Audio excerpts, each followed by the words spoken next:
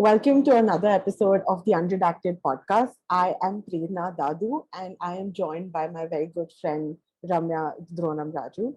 And today we have two very exciting guests to talk about whether rape jokes are funny. Our first guest today is Dr. Ummni Khan. She is a professor at Carleton University. Her research focuses on the socio-legal construction of deviant sexuality.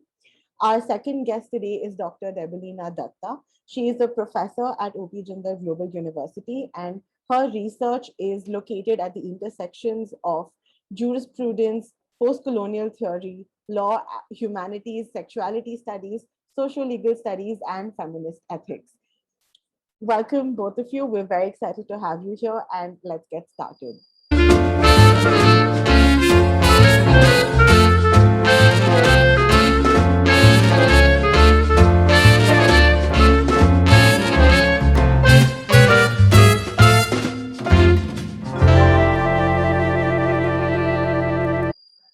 Our first point of conversation is going to be talking about the scene from Three Idiots, where Chatur Ramalingam's speech, where every word is replaced with balatkar, and the audience is seen as roaring with laughter. So I think our first question to you is whether you found this scene funny. Yeah, I actually didn't find it funny, but that's just because I thought it was very foolish, in the sense not foolish as in foolish, but not something that invoked humor in some. It didn't touch a funny bone, if I can say that. But that's not because of the word balatkar, but it's just that scene I found it a bit slapstick. So that's a genre of fun or humor that doesn't quite appeal to me, but it's just because of that. But it was I guess but it's wrong to say that it wasn't funny at all. But I think the fact that he was using the most inappropriate word, a word that would not get him anywhere, by using it in a speech, and that just that guy was being made fun of. Somehow all his seriousness towards education and studying and becoming an engineer in the way that he wanted to do, so that kind of view of education, or the system of education, I thought was quite interesting. Not so much funny because he was using the word balatkar in a speech. So that comment on what he represented, I think that was funny, but not humorous. You know what I mean? Yeah. I somebody who would probably laugh at a joke that comes across to me as witty. So in that sense, it wasn't funny, but it was silly. Definitely, it was silly. Bollywood in general has this tendency to fall on slapstick humor. And this is sort of low-hanging fruit because everybody tends to laugh on sex jokes. It's sort of, it comes very naturally to laugh at these or snigger at these things, because in the cultural context, you're not really allowed to talk about it openly. And I guess that's why it just becomes easier to talk about this in a comedic sense. So yeah, in that sense, what do you think the role of films can be in creating or perpetuating a culture of talking about sexual assault or talking about this in a normal setting or amongst a lot of people? And Debolina, when you were talking, it made me think that in some ways the joke punches up and punches down. So it punches up in the sense that he becomes the butt of the joke because he's done this really terrible faux pas, and so we're laughing at this fool who does this thing, but then it's also punching down because, in the sense that, or you could argue that it is because it's making light of something that's really terrible.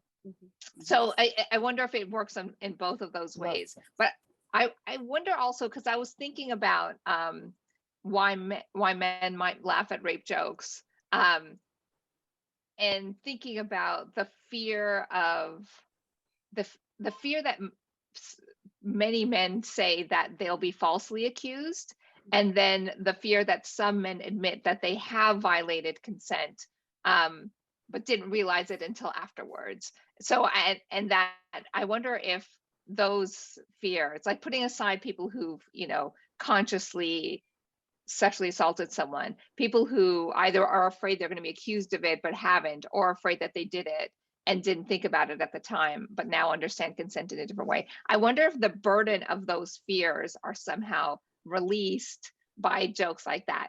This is an extremely Freudian way of thinking about jokes as catharsis, but I'm just wondering about that in that particular joke. And then in just the broader question of whether films that engage with rape in a light way are on some level helping men who find it funny dealing with those two fears.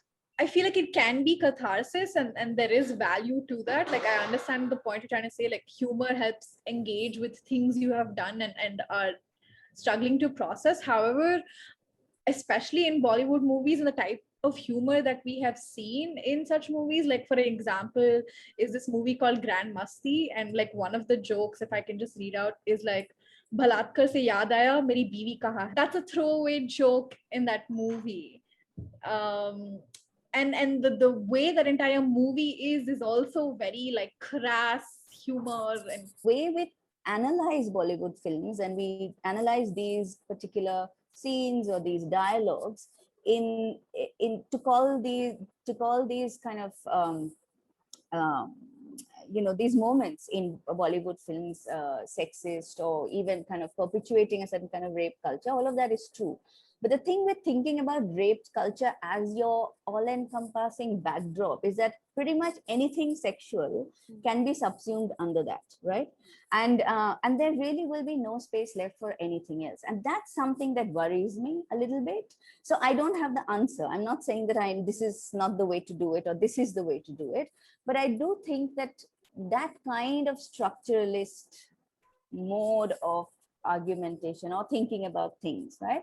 Or attaching meaning to something may not be such a productive way to go about it. And this is, I'm kind of saying this particularly in the context of, because you mentioned Kabir Singh, and I don't know only if you've watched that film or even if you've heard of all of the controversy that went around it. So anyway, you could say that this is, well, I would think of this guy as a sadistic guy, but he was also kind of this man who was being termed by feminists and others and all kinds of people as this misogynist, right? And the kind of what was being shown as love, very possessive love, wasn't really love, was violence, so on and so forth, right?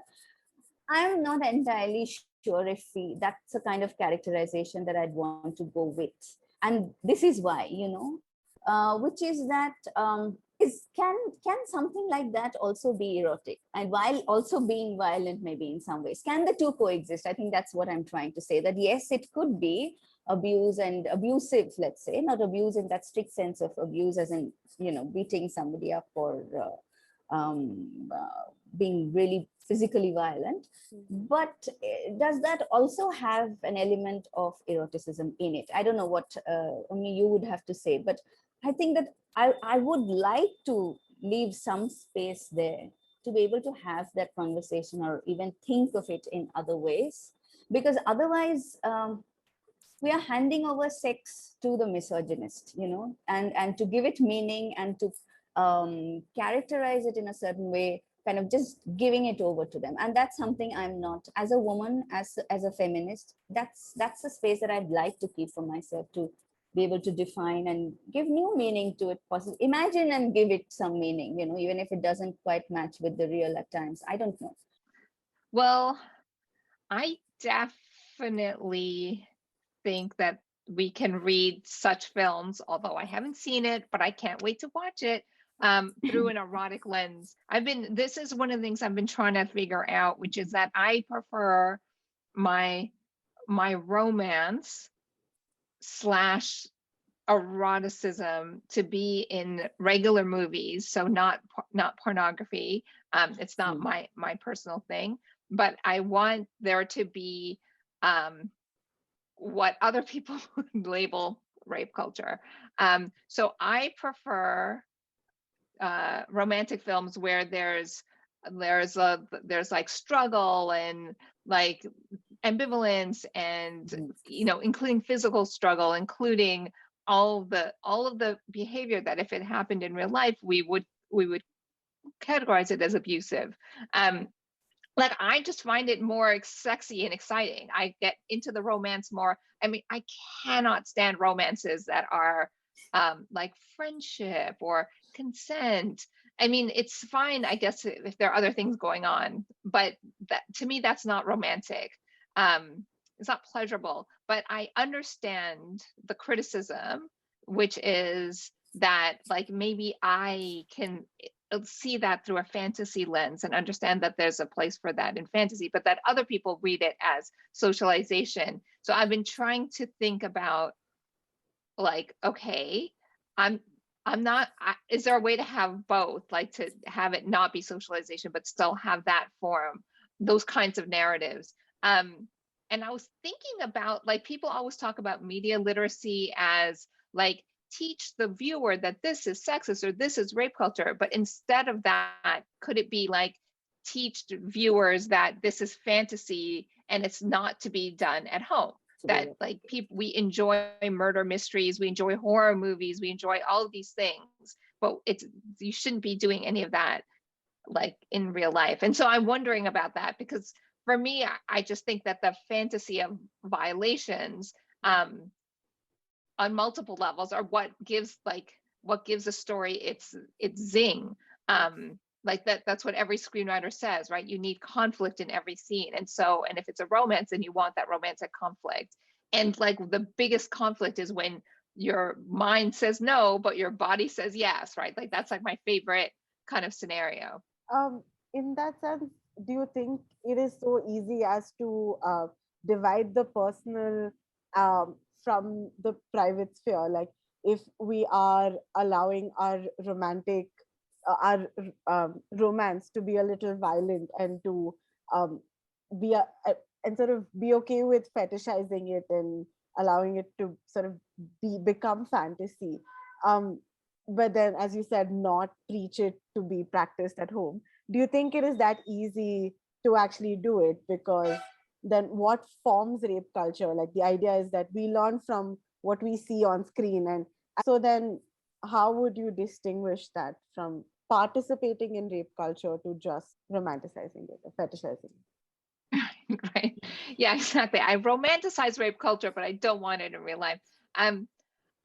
I guess I maybe disagree with the premise of your question, that I don't know if I agree that we replicate what we see in a kind of obvious way. So I don't agree with a lot of media effects literature, for example. Like when they do laboratory studies, they'll be like, oh, after they watch this scene, the person is more aggressive. But all of those are short-term effects. They never shown long-term effects. Like it's very, very hard. I mean, it doesn't mean it isn't true. It's hard to capture empirically. But I don't deny that there is a socialization process that happens through popular culture.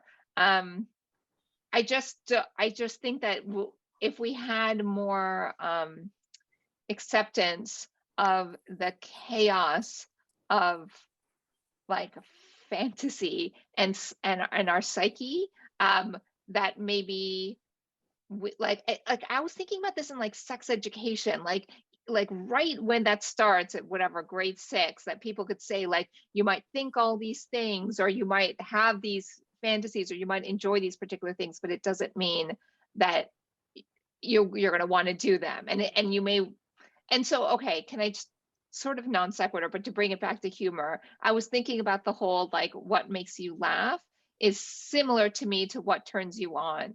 And we don't, like, a genuine laugh is not subject to conscious control. Like, and I'm sure all of us have had this where we've laughed at the wrong moment and we really didn't want to, like we really thought it was the worst time to laugh for whatever reason. It was the worst time to laugh, but we laughed anyway. And the same thing with arousal. And it's like, no, this is not something I should be aroused at. You're watching an offensive scene, let's say on a film, but then you find yourself that you're getting aroused. And it's like the worst kind of cognitive dissonance, because it's a part of you that's like, you shouldn't do that. So I I feel like we need more talk about that, like healthy sex ed talk about that kind of thing, so that there isn't like the kind of, I don't know, guilt policing of it. What about violence? So, for example, the kind of depiction of violence that one sees in Bollywood cinema, the kind of blood, gore, all kinds of things, right? The kind of, right, you wouldn't want to be depicted on screen, because if that's the logic that everybody just watches and then starts doing that, then I mean, there couldn't be anything on screen, right? Anything that would be real, because all of that is real. Actually, in real life, people are bad to other people. People are unkind. They are violent. But even then, there is a kind of violence that does, people don't just watch and then go and replicate. But this conversation wouldn't happen about violence, right? So my point is not to say now one should start talking about it. That's not what I'm saying. But what I'm saying is, why is this question posed when it comes to the depiction of sex and romance, or a certain kind of sexual expression, let's say, right? We may agree, disagree, but the point is, if one disagrees, you discuss, you debate, right? But often the call is also to ban. I'm saying that that's the kind of argument then we go on to, and we want to ban actually, and take off, push under the carpet, and kind of sanitize the world around us, right? And kind of but that kind of that way of thinking about things, I think, is actually quite harmful, whether it is about violence or whether it is about sex. Well, I'm not equating the two again. I just want to kind of put that out. I'm not saying that you can actually think of those two things in the same way, but you do actually see the depiction of violence and sex in abundance, right? But I tend to think that it really has to do also with wanting to be politically correct with things. And that's something, again, I'm not very comfortable with. I'd rather have an open discussion about things that make us uncomfortable and things that confuse us. We are not quite sure about what to think about something, how to think about it, rather than tell ourselves that, you know, just by not talking about something, we are actually addressing the problem, right? Because rape culture or sexual assault culture is a very real problem. It's an issue, right? And so nobody's denying that.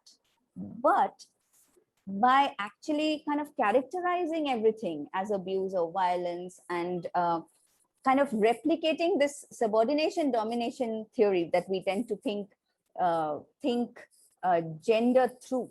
That's a framework that one often thinks about gender, right? That one uses to think about gender, and then kind of apply it to different situations, events, to kind of interpret it. That kind of very easy interpretive gestures, I'm not sure is probably a very good way to really go about it. I absolutely agree. I also like, while both Debolina and Ummni, both of you were talking, a lot of things came to my mind. Like, I'm a little active on Twitter, and even though Twitter is not the most constructive space, I end up getting onto like Twitter debates. And one of the fights I've gotten into is someone made an argument that you cannot listen to rap and be a feminist, because rap is inherently very sexist, misogynistic music, except I love rap. And the argument is similar. Just because you appreciate or enjoy or consume content that may be violent, that may be sexist, that may objectify women, doesn't necessarily somehow your mind likes it, but doesn't mean your heart follows, or doesn't mean that you now are participating or perpetuating somehow violent, sexist, misogynistic culture. I mean, the line is obviously not that black and white and clear, but that's something that came to my mind. Another example, like this just conversation reminded me of, is the North American Man Boy Love Association. They are an organization in the United States who make an argument that, listen, we will not have sex with minors, but we are men who like and fantasize and have a fetish for children, and so you cannot kink shame us for that. A lot of women also say that they have rape fantasies, and then they fantasize about, you know, them physically being like held captive and having someone like have sex with them. So all of this is on one side of the coin, but on the other side of the coin, like Prerna and I, while researching for one of our episodes, we learned that a man who got arrested for stalking and harassment in one of his cases said the reason why he was doing so was because of Shah Rukh Khan's role in this film Dar, where he was a stalker. Like Shah Rukh Khan's character was one of a stalker, and he was inspired by it, right? And also, like, there are a lot of interviews on YouTube where you see like just people going and asking men, why do you think women get raped? And they say things like, oh, how can she wear clothes like this and walk out? Or, it's at this point, after this time, say 9 p.m., what is she doing on the road? XYZ. I'm just trying to understand as to then, like, not to infantilize if majority or a lot of Indian culture is based off of lot of sexist prejudices, yet at the same time we understand that there are kinks people have which are represented in movies which we'd like to see. How do we navigate that space, and how do we have this nuanced discussion in a way that isn't blurring the lines or perpetuating something we don't want to be perpetuating? So that I have written like 3 papers just about music and how we need to think about music in a different way, specifically about rap, and how I'm very, very critical of the feminist criticism of rap. Like it's like so anyway, because I think it unwittingly supports anti-Black racism, basically, and it reinforces the image of sort of the rapacious Black man. Debolina's question around the sexual exceptionalism, that we can see all kinds of violence, but we assume that sexual violence will be the thing that's the most harmful or socializing. And I was thinking about, it made me think about how to bring it to Foucault and to link it to your cancel culture question. Foucault, said that when we repress, the idea that sexuality was repressed under Victorian times doesn't give you the full picture, that in fact all of these methods of repressing sexuality produce their own discourses of sexuality. And I think that's true for cancel culture, that nothing is really being canceled. It's just there's a different way of that, those kinds of that sexual speech is now finding different channels through the actual vehicle. The supposed vehicle of repression is actually the channel where like the prohibited sex is being expressed. We've been talking about repression, like right now, and how it can be an unexplored space for somebody interpreting certain things. What about people that are laughing at it from the other perspective? Like Dave Chappelle, he's being interviewed, he's a comedian, he's being interviewed by Oprah. Starts off by saying he feels he's no longer being socially responsible. And how the way people use television is subjective.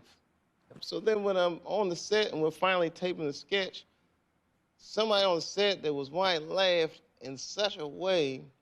I know the difference of people laughing with me and people laughing at me. And it was the first time I'd ever gotten a laugh that I was uncomfortable with. Not just uncomfortable, but like, should I fire this person? And at the same time, I'm just not a naturally assertive person. What was it about the laugh? I know all these people be watching TV, that there's a lot of people who will understand exactly what I'm doing. Then there's another group of people who are just fans, just along for a different kind of celebrity worship ride. They're gonna get something Completely different. completely different. Yeah. That concern me. Yeah. Just wanted to discuss what happens when, even with the best of intentions, you explore an area that is usually quite restricted in its political correctness atmosphere. And then the laugh you sort of get also just completely changes the tone of the joke and the intention behind the joke. And yeah, so I guess, how would you respond to who is laughing at these jokes? At what point, when the intention, you lose control over intention of behind the joke? So I make a joke intended for feminists, but misogynists laugh at it. Yeah, right? That kind of a situation. That is so, I've seen Dave Chappelle live, and I think I love him. And he also makes a lot of rape jokes, just putting it out there, and that I think are hilarious. I mean, I agree, and I feel like that's happened to me, like in terms of jokes, in terms of like provocations, that the people will misunderstand it and or get affirmation. Misogynists will get affirmation from something I'm not meaning to affirm. That's not my intention, or affirm their perspective. I mean, maybe I'll affirm them as humans, but I don't want to affirm their perspective on what women. But I don't. It's like my free speech thing. I just think it's better for it to be out there, and then for us to be able to talk about it and try to explain intention or whatever. I mean, I don't know, like Chappelle specifically had that experience. I'm not saying he should have kept doing it, but for me, I think like talking about, let's say, saying publicly, oh, I like depictions where a woman says no, but then he grabs her and he starts kissing her, and then she ends up really getting into it. Like, I'd rather acknowledge that, even though that means that some people are going to hear it and say like, oh yeah, that means women really want it in real life. Like, I'd rather risk that than not be able to talk about what feels genuine to me, and then try and nuance it myself. But does that make sense? Yeah. I feel like not talking about it is going to cause more harm. The one thing this reminds me of is your piece on sex talk at the workplace, like the ability to be able to talk about sex, which is somewhat taboo, being spoken of in a workplace, yet you have relationships, you flirt with people, you can have great hookups with people in your office, especially you spend so much time in your office. It just, I feel like placing that premium on certain topics does a lot more harm, where you're shutting away and tabooing things that shouldn't be, which are experiences all of us share. With that kind of that thing about, okay, I want I share a joke and I want feminists to laugh at it, but the misogynists laugh instead, and I don't know what to do now. I feel this moral burden of not having done the right thing and going into this guilt trip, etc. There's also that assumption that somehow we can control the responses to our speech, right? That, okay, when I'm a performer, let's say, and there is this audience, how can I even assume that everybody who's going to be there and who's going to laugh will actually be going to laughing in the right kind of way, right? I have to kind of go there. When I put it out there, I have to know that there's going to be people who I don't want probably to be coming to my performance at all, probably, or laughing at it in this way, but they can laugh. So I think that we work with that knowledge, right? And we take responsibility. So taking responsibility, I think, is knowing what you're doing, and also knowing that you cannot control speech in a way that you cannot always have the people respond to it the way that you want it to be responded to. So, for example, if I am making a joke about a rapist, whether the subject of joke is the rapist and not the one who is raped or the rapeable body, right? That can also be a rape joke. Rape joke is not only where it perpetuates rape culture, it can also actually disrupt a rape culture by making the rapist the butt of the joke, let's say, right? And nobody finds it funny, they don't laugh, right? Are these people that are not laughing perpetuating rape culture because they are not laughing at my anti-rape joke, right? Yes, probably. I mean, if we are to think on those lines, yes.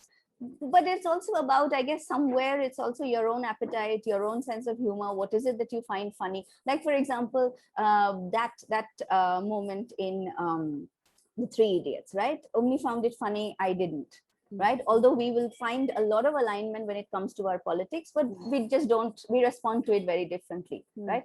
Does that really mean that I am anti-rape and she is, or they is, pro-rape? Or I don't know. I mean, what is this? How are we to...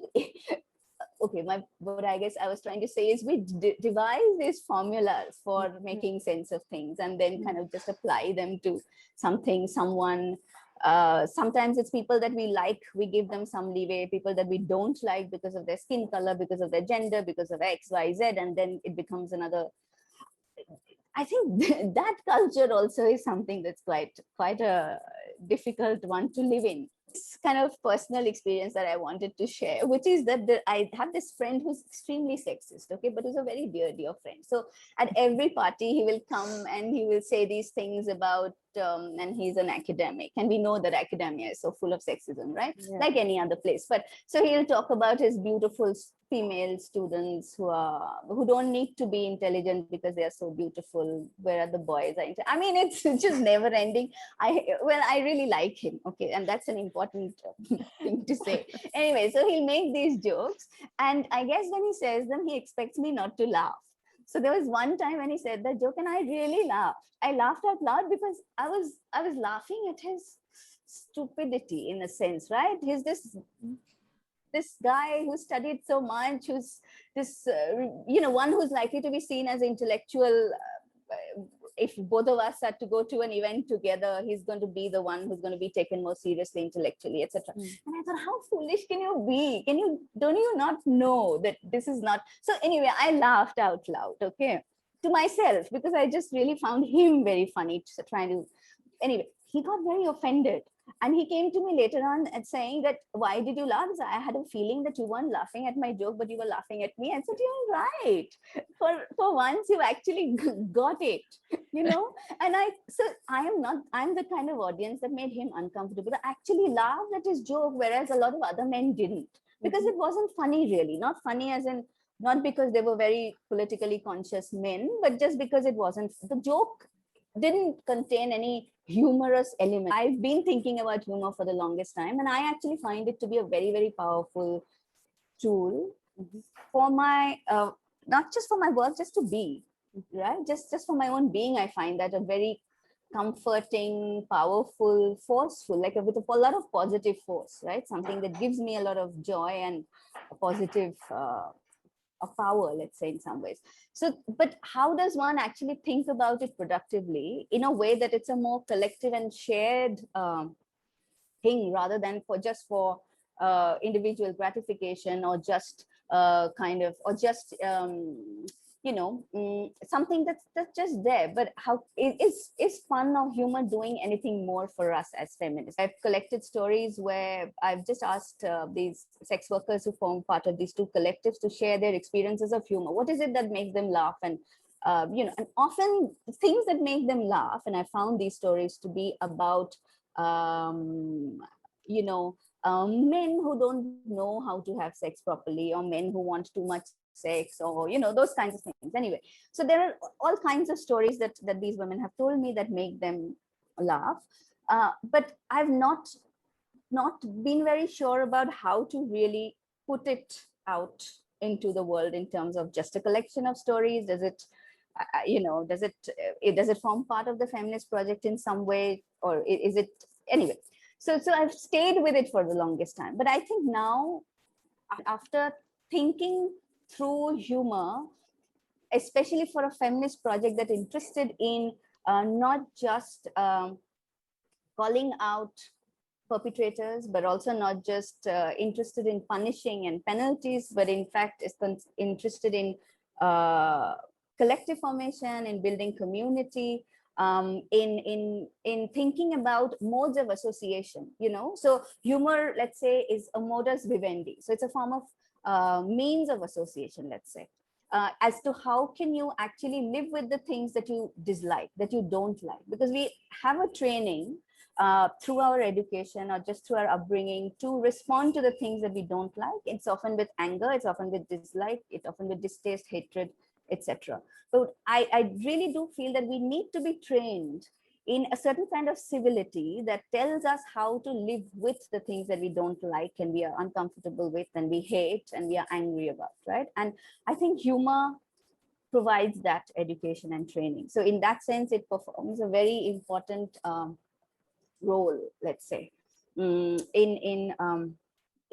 coexistence. And I do think, and this is again a bigger bigger question about, I think, the thing with global warming, climate change. I think we do talk about how humans have not known how to live with other species, right? We don't know how to live in the planet. We don't know how to coexist. We're greedy. We just want it all for ourselves. And the question, the challenge for our times also is really about that kind of cohabitation and coexistence and sharing resources, right?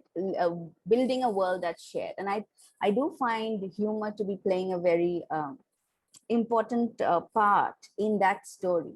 And it could probably help us or train us, let's say, in some ways to conduct our lives or conduct ourselves in a way that equips us to relate to, with, be with, live with the things that we don't want to live with, and yet we have to, probably, right? So I guess going back to the point about the joke, I think we're also talking about pay too much attention on the rape part of the rape joke couple, right? Or the union. I mean, it's a juxtaposition of two words that are quite oppositional in some ways. So rape invokes violence, abuse, harm, whereas a joke invokes laughter, fun, joy, a lot of other things. And it's the coming together that we really need to be talking about, but not just in the sense that, okay, does it perpetuate harm? Does it do that? But okay, what other things does it also help us do in terms of the place of the joke in it, right? What can the joke help us do to the rape in it, probably, right? Does it only perpetuate, or does it do other things to it? So I think, okay, that was again a very long, the short of it, I guess, is to say that, well, let's not trivialize the joke and kind of only use it to qualify the rape, but let's also think about the joke as having its own place or some role to play in things. That was actually great and covers everything that we wanted to cover. Yeah. It's interesting to think about the joke part of the rape joke, because in some ways it just occurs to me now that if we say rape jokes are off the table, we're reinforcing the idea that rape is the worst thing that could ever happen to you. Like, it does that fetishization of rape that I really object to. Of course, it could be the worst thing that ever happened to you, or it could be an unpleasant experience that wasn't as bad as the whatever, failing the exam, getting into a car accident. There's a way that people think, often people present sexual assault or rape as the worst thing that could ever happen to you. And they think that they're taking it seriously by saying that. It's presented that way. Like, I take rape so seriously, I know it's the worst and you'll never be the same again. So I feel like that discourse is very harmful. And it universalizes, what people can respond to it in multiple ways. So in some ways I feel like it's really problematic to take rape jokes as off the table, because it reinforces that idea. Easily one could see one rape joke as being punching up, and other people could see it as punching down, right? So the three idiots, we could say, like I said before, is it punching up, punching down? We don't know. So one of the things I meant is I won't laugh at this. And not to laugh at ones that pretend to be ironic. Like, she also polices what she thinks are jokes where people say, no, I'm just being ironic, or I'm just satirizing rape. And she's like, no, I'm not gonna laugh at that either. So in her manifesto. And I found that so interesting, because I was like, but laughter is involuntary. Like, what does that mean you're not gonna laugh? Like so part of, okay, this is a little off topic, but part of what I think is helpful is, to the extent that we should be authentic with our embodied responses, and then think and investigate those embodied responses with sort of openness and kindness to ourselves. Instead of what I would feel if I took that principle of our manifesto seriously, lots of my laughter would be a moment of shame and failure. I definitely think humor is a coping method and a way for us to coexist. and is one way to respond to unpleasantness. Anger is another way. And you know, people might do different things at different times. I also think temperament is just part of it. I think some of us just have a different kind of temperament, and that humor is more our go-to when we're stressed, than when, and anger will be where someone else goes to. So this is kind of off topic, but I do think it's interesting because when you talked about humor as a mode of association, I definitely will genuinely and hysterically laugh more if I'm with like my partner or my sister and they're laughing. Like there's something about them laughing. I mean, I guess that's why they used to have laugh tracks on sitcoms. So there's something about the laughter of others. But for me, especially if it's someone I'm close to, if they're laughing, I'll see the humor that I didn't see before in let's say the movie or what, or the situation. So I find that interesting, the sort of contagiousness of laughter, and it's bonding, I guess. Not just about kind of that narrow vision of, okay, rape is bad, therefore laughing at rape jokes, all rape jokes are bad, laughing at rape jokes are worse, because if you laugh, you're perpetuating something. That kind of equation, that kind of, I don't know, stacking up things in that neat line, doesn't quite. Yeah, that context is important, and that nothing is inherently unfunny. Like, or no, even the worst things possible aren't inherently unfunny. I think that context is more important than like topics being in or out. There's this thing about whether a man is writing, whether a woman is writing. There's again a lot of assumption also about gender there, in terms of, if we had to think of gender as, you know, biologically determined, if it's a social construct, and then, well, then because we teach those things, right? And yet when it comes to politics, somewhere identity politics does take up all of that nuance for thinking about gender as well, right? And thinking about identities, and that's something I find quite interesting. It's so interesting because the rape joke controversy does assume men are making the joke and women are the ones being harmed or offended. But one standard form of rape joke are prison rape jokes, where men are the ones being raped in these jokes, and so that kind of it kind of, I think, supports your point that there's a comfort to only responding to rape with outrage and condemnation and anger and new laws or whatever, that there's definitely, that's comfortable, and it goes into the important part of our construction of ourself. It's part of our performance too. It can still be authentic, but it's also part of how we establish our identity and our relationship to other people. But the part where I'm like, well, actually, the people often policing rape jokes are people who aren't compassionate to survivors. They are self-identified survivors who are taking on the authority to tell everyone else who either isn't a survivor or who isn't out as one, that's not funny and you're not allowed to laugh. Yeah, I just want to throw the question out there for the sake of it, which is, are rape jokes funny? Sometimes. To me, they're funny. I think sometimes they are funny for me, but I think that asking if rape jokes are funny or if a particular rape joke is funny is kind of like asking, like, do you like mushrooms? It's like, some people will like it and some people won't. Like, I do think that, and it's not, I guess this is my point, is that it's not open to morality, because if we think that laughter, if we understand laughter to be involuntary, the way that our love of mushrooms or hatred of mushrooms is involuntary, then it's not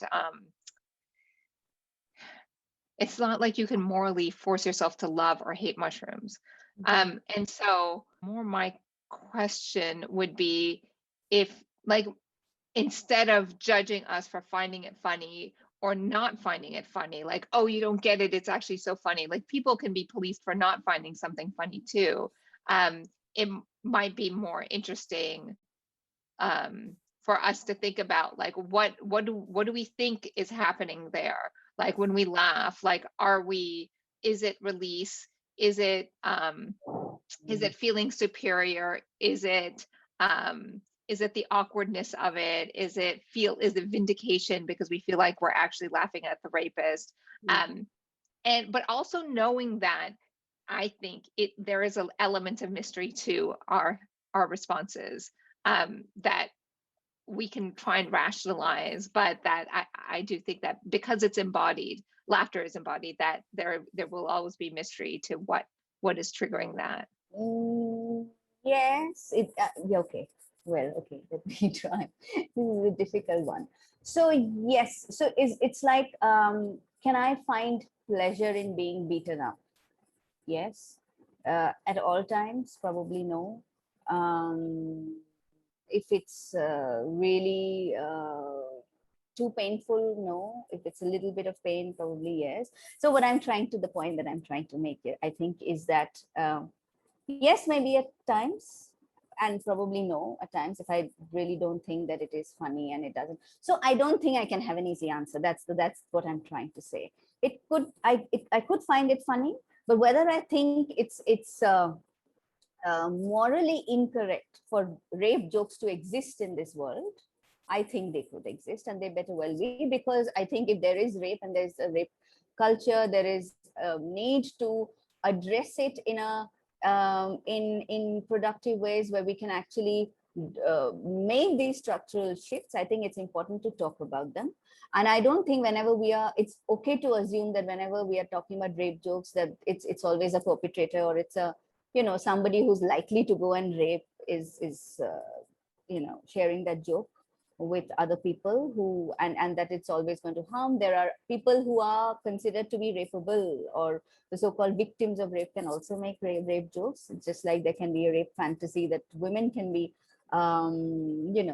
experiencing, or so I think it's a complicated world, and it's a complicated thing to be thought of in that world that we exist.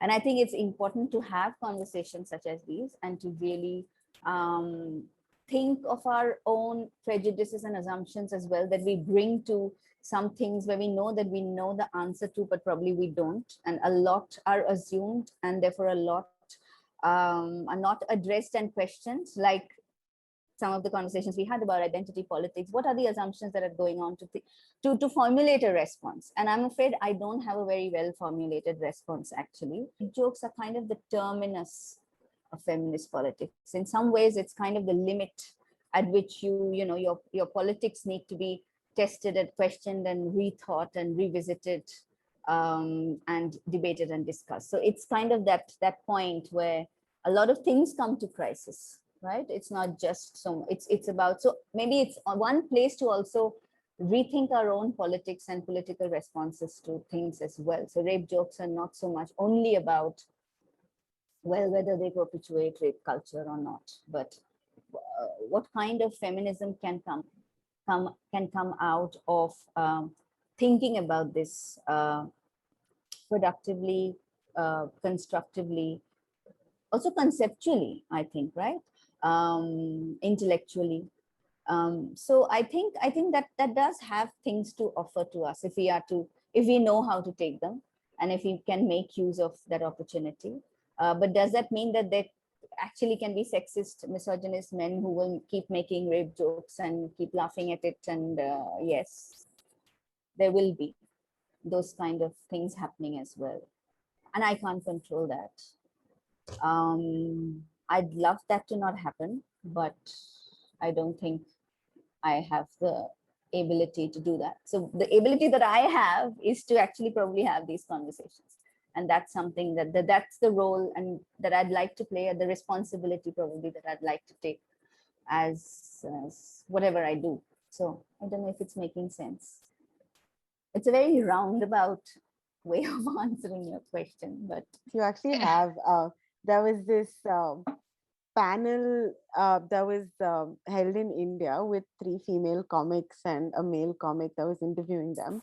And at the end of that conversation, a journalist from the audience actually stood up and said that rape jokes aren't funny and that they should stop making it. And one of the comedians turned out to be who is a specialized a therapist in rape and sexual assault, and she said that I'm probably the most qualified to make a rape joke. And that what she does with her rape jokes is to take the victim to the pre-trauma stage and begin the process of dealing with the act and dealing with her trauma. And another comedian's response was, I don't find rape jokes funny, but the joke is just that a joke is a joke and should be allowed to exist. And if you don't find it funny, then you just don't find it funny. And you have a right to say that. But the comic also has a right to make that joke. There is another slip. There's a slippery slope there, which is when we say these things, there's always going to be somebody who's going to interpret that as, you know, very liberal free speech thinking, right? Which is not political at all, because it's not anyway. So, and I think that's also another problem that we're dealing with, because that like, to me, that argument also sounded a bit like that, and then I thought, well, to some I'm going to sound like that. So because that's also something to think about, as to whether we really and this, I'm just playing the devil's advocate here, which is that, and I don't know the answer to that question. Is it sometimes, although I do think that there is it's important to have a conversation about that, and as long as people are responding to something and there is debate and there is conversation, that's the most healthy thing to happen, right? Instead of some people standing up and saying that this show must be cancelled because this conversation is happening here. That's not something that I would go with. I don't agree with it at all. So that debate is fine. But then again, it's true that there is also that argument about free speech, but it's true that not everybody can actually speak, right? Free speech is not available to everyone. And there are structural questions to be addressed there as to who can actually stand up and speak and make that joke and who cannot, right? And who's likely to be appreciated for a joke and sell more tickets and who's not. When we have an opinion on something, we've kind of concluded that, okay, this is good or this is bad. We take it a step further to demand something from other people, from the state, from institutions, from communities. And that's also where the ask is something to be also thought about. But just to stand up and say, well, I don't agree with it and I think you should stop, I think is not the kind of censorship that is the same as saying that, okay, this must be cancelled, this person must never speak about this in public, and so on and so forth. So yeah. Someone saying rape jokes aren't funny, you should not make that joke. I honestly think that prohibition makes rape jokes even funnier. Like, so that when the more people say you can't make rape jokes, the more of a violation it is when rape becomes part of a joke. And so ironically, I think even if you wanted rape jokes to be kind of disappear into the whatever, to vanish, if that was my agenda, I would not be on a campaign to say that they're not funny, because I think that it creates more of a taboo around it. And at least part of some rape jokes, the joke is the violation of that taboo. Thank you so much. Like, it's been a long conversation, very hard to stop, but yes, we must. I know, it's so hard. Yeah. I just want to be together in real life. First time speaking to both of you, and I'm so glad I got to be a part of this. Thanks to Prerna for introducing me to like all of this. You're saying bye now anyway, right? Yeah. Are we? Thank you. I mean, everyone. Thank you very, very much. Thank you. Thank you so much. Thank you. Thank you. Okay, have a great day. See you. Oh yeah, have a good night. Yes. Yes. stepping on a banana. What is it called? Peel, banana The peel. banana Peel. peel. Yeah, sorry. Yeah, I'm losing my wits. Anyway,